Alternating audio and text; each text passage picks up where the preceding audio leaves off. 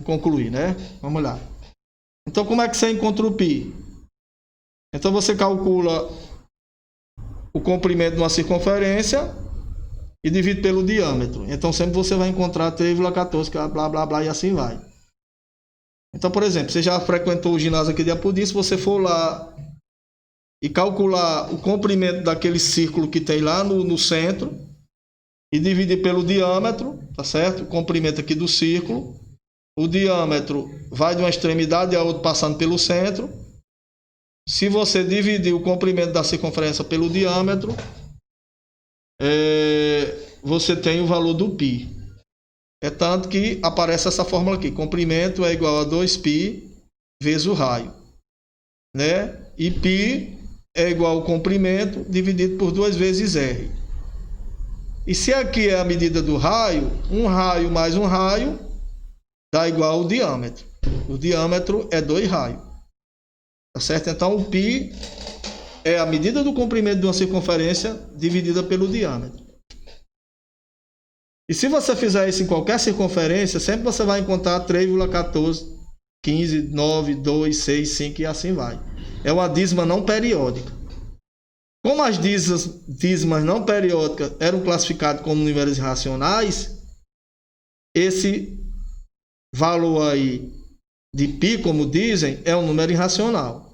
Agora, por que é transcendental? Porque ele veio justamente dessa ideia aqui, ó. Ele veio dessa ideia. Ele fugiu aqui dessa questão da raiz. Ele transcendeu essa ideia.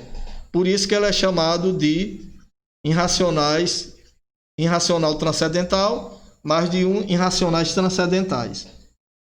Tem o π, tem o número de ouro, tem o número de Oura, né? Que eu esqueço o nome do camarada lá, que eu chamo Euler, mas se eu não me engano é outro nome aí, na nossa linguagem é Euler, mas aí deixa para lá. Então tem vários números irracionais transcendentais. Legal? Você pode pegar um pneu de um carro, medir a circunferência, dividir pelo diâmetro, dá a mesma coisa. Qualquer ciclo. Você pode pegar um ciclo pequeno, um grande, outro maior, ou do tamanho do campo de futebol, seja lá qual for o ciclo. Se você fizer isso, sempre vai dar 3,14, 15, esse número que tem aí. Certo? Interessante isso. Aí, certo? A questão de π. π não vale 3,14 não. Alguém que descobriu isso aqui disse que a partir daquele dia esse número ia ser representado por π. Então, π representa esse número aqui. E arredondado, né? Ou seja, aproximado, não é arredondado, a gente utiliza π igual a 3,14. Aí, geralmente, a gente diz, o valor de π é 3,14. De qualquer forma, está errado, certo? Porque π não vale 3,14 não. Π é uma letra grega. E π não vale nada. π representa 3,14. Tá certo? Tá bom? Então, vamos lá. E tem até aluno que diz assim, a raiz quadrada de π. Não é a raiz quadrada de π. Certo? Lembre disso. Então vamos aqui. Pedro que está me reclamando, mas deixa para lá. Então é irracional transcendental. Certo? Aí vamos aqui. Dízimas não periódicas. Então, conclusão. Então você já sabe. Dízimas não periódicas são números irracionais. E as dízimas não periódicas vêm de raiz que não é exata e vêm de números que são transcendentais. Tá certo?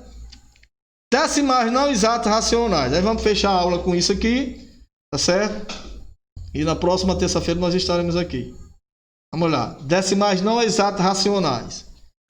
Aí vamos aqui. Os números decimais racionais não exatos mostram a quantidade infinita de casas decimais. Tá certo? Infinitas de casas decimais. Tá certo? Aqui, ó, casas decimais. É diferente do decimal exato. Aí vamos aqui, de forma o quê? De forma periódica. Aí vamos os exemplos. 25 sobre 9. É uma fração imprópria, mas não é aparente. Se eu dividir 25 sobre 9, tá certo? E essa fração é chamada de fração geratriz, eu vou encontrar o quê? Eu vou encontrar esse número aqui, ó, 2,777 e reticência. Agora veja que ela é totalmente diferente de 1,41, 42, 135, 3,14, totalmente diferente. Veja que depois do 2 vem 7, 7, 7, 7, não foge do meu raciocínio. E se eu continuar a divisão, eu vou encontrar sempre 7, 7, 7, 7. E veja que o 7 vai se repetindo de forma periódica.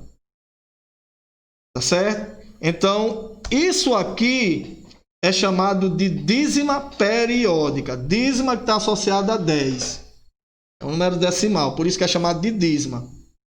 E periódica, por quê? Porque esses números aqui, que são chamados de períodos, né? Olha, 7, 7, 7, vai se repetindo. Ele vai se repetindo. Tá certo? É como o tempo que vai se repetindo. Todo dia a mesma coisa.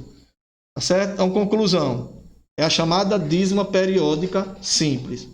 Por que periódica? Porque os períodos se repetem. Por que dízima? Porque está ligado a 10, parte decimal. Por que simples? Aí daqui a pouco eu explico. Então, conclusão. Essa é a chamada dízima periódica.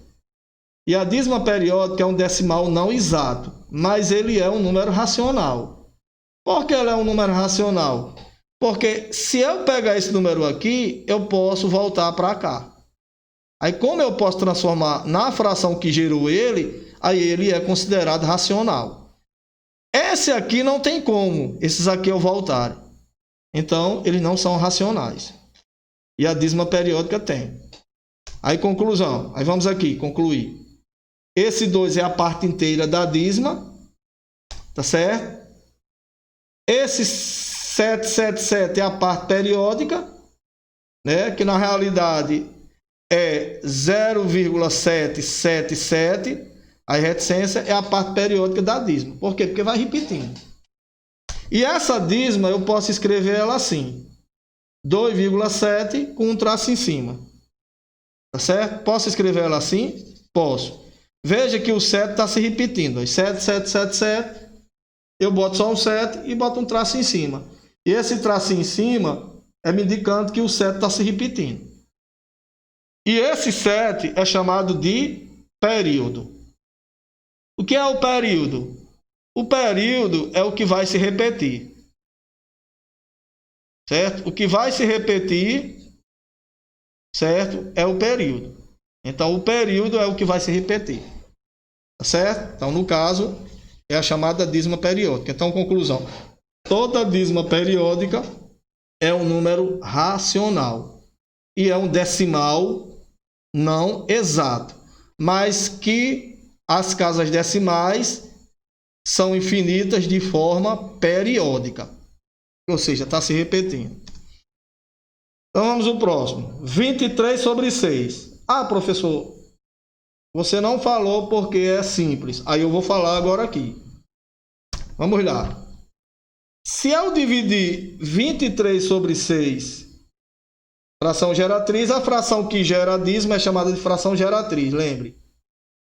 Antes, e a que gera o decimal exato? Ela pode ser chamada de geratriz, mas geralmente é chamada de geradora. Porque geratriz para destacar aqui nas dízimas periódicas.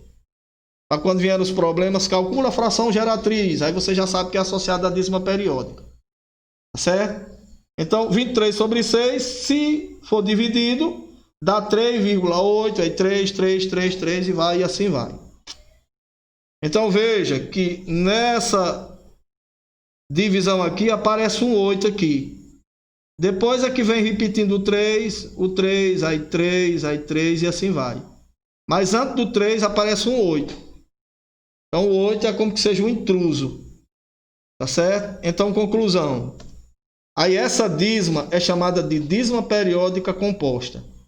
Aí agora eu vou e explico para vocês. Ó, dízima periódica simples é quando não aparece ninguém que esteja fora do período. Então, por exemplo, 2,7777, não apareceu ninguém. Depois da parte inteira veio logo o período, 7, 7, 7, 7, 7. Mas essa segunda dízima aqui, ó, essa segunda, ó, pode olhar que antes do período veio um número totalmente diferente do período. Então, quando acontece isso, você tem uma dízima periódica composta. Por quê? Porque você está unindo a parte periódica que um número que não faz parte da parte periódica. Por isso que é chamada de composta. Tá certo? Então veja como é bonita essa explicação, né? Legal? Então, conclusão. Aí a parte inteira da dízima, o 3. O 8, que vem antes do período, é o anteperíodo, que vem antes, é o intruso. O 3, 3, 3, 3 é a parte periódica, né? Legal? Lembre-se que a parte periódica é 0,0333 e assim vai, tá certo? E essa dízima eu posso escrever dessa forma aqui, 3,8 e o tracinho em cima do 3 mostrando que é o período. O 3 é o período, conclusão. Aí fecha a explicação.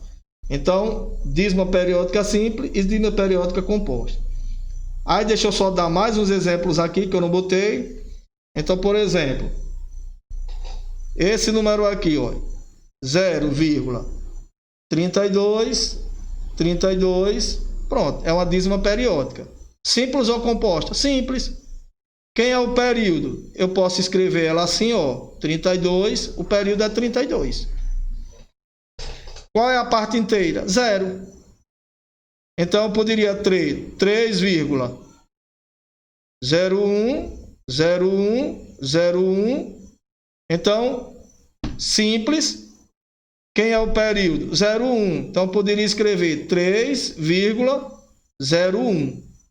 Eu poderia escrever 6,84. Aí 32. Deixa eu colocar aqui, já coloquei 32 ali. Tá certo? Eu vou escrever aqui 6,84. Aí 312 e a reticência. Então quem é o período aqui? 312. Quem é o outro período? 84. Então pronto. Então lembre-se, dízima periódica simples é quando na parte periódica não tem intruso. Dízima periódica composta é quando na parte decimal tem o anteperíodo, que a gente chama de intruso. Tá certo? Pronto.